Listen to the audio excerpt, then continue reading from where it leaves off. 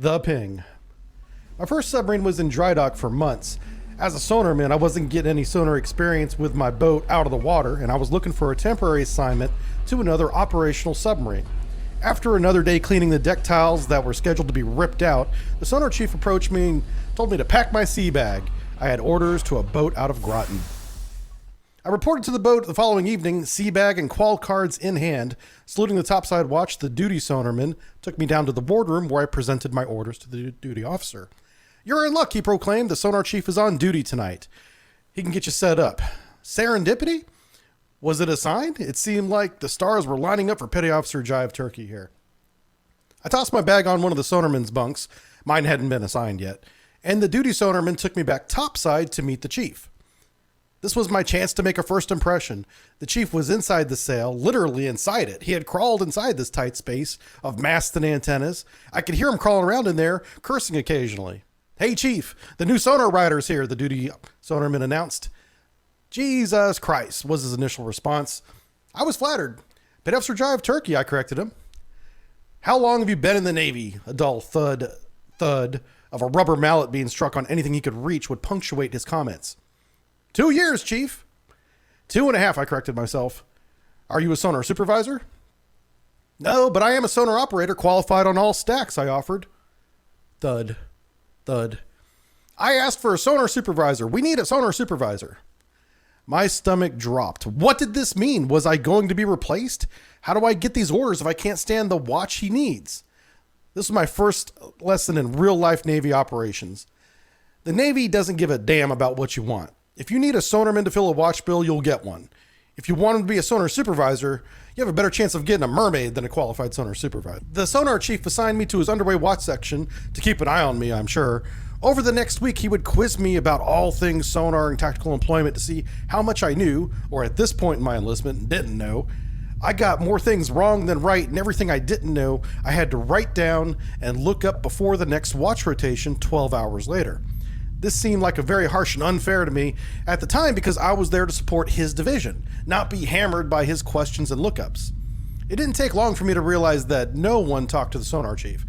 The sonar division feared him the most, not for physical abuse, but that he would assign sailors the worst task he could think of on a whim. A simple "good morning, chief" could spiral out of control and end up with you on your hands and knees scrubbing the deck outside sonar. The man was unstable. One day, we were out in the North Atlantic, not doing anything important, when the sonar door opens up and the captain steps in. "Sonar supervisor, line up to transmit active sonar," he ordered. "Configure your stack for active sonar," the sonar chief instructed me. I dropped my current stack mode and brought up the active mode. "Line up to transmit," he followed his order. This was my chance to demonstrate knowledge to the sonar chief in front of the captain. I was excited. My right hand was punching buttons as fast as I could remember the menu system. 1.2 active mode, 3.1 waveform, 5.5 power level. In the sonar equipment space, the active sonar amplifiers were gathering power. Cooling fans were kicking in on each cabinet as they came to life with high voltage, nuclear powered electricity. Row after row of amps in series boosted by active power as my fingers punched the commands into the console. The command matrix was flickering as the menu display attempted to keep up with my fingertips. I would have a finger in place on the command before the menu matrix updated.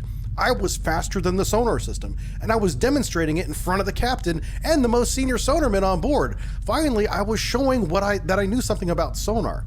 I knew it so well that I was a step ahead of the command menu. I would be applauded. All would be forgiving. No more lookups for Petty Officer Jive Turkey. No, sir. Things were going to change around here. I would have given lectures at the Navy College after this captain reported my prowess to the Admiral.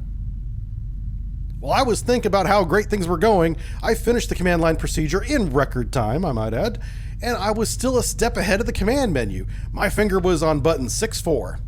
I pulled my finger off the button immediately and realizing what I had done, the menu system was still updating, and under my finger, single XMIT displayed on the button. Thankfully, it was still lit. I almost transmitted active sonar. Man, that would have been bad. With my hand off the console, I watched button 6-4, single XMT, look back at me mockingly. The command menu updated. Single XMIT disappeared. The collective power of over 100 amplifiers feeding each other in a series like a runaway train released into the thick power cables, racing at near light speed. The massive wave of wattage snaked through the sonar equipment space, down the middle level, through the sonar tonneau, and into the sonar sphere, feeding over 200 transducers with enough energy to peel paint. The quiet morning in the North Atlantic was shattered with a low-frequency ping that reverberated across the abyssal plain.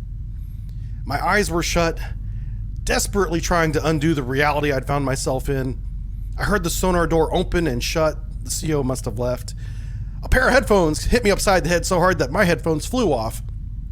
I spent the rest of the 6 hours on watch, on my hands and knees, scrubbing the decks, outside sonar, under the close supervision of a row of active amplifiers, still warm from the ping.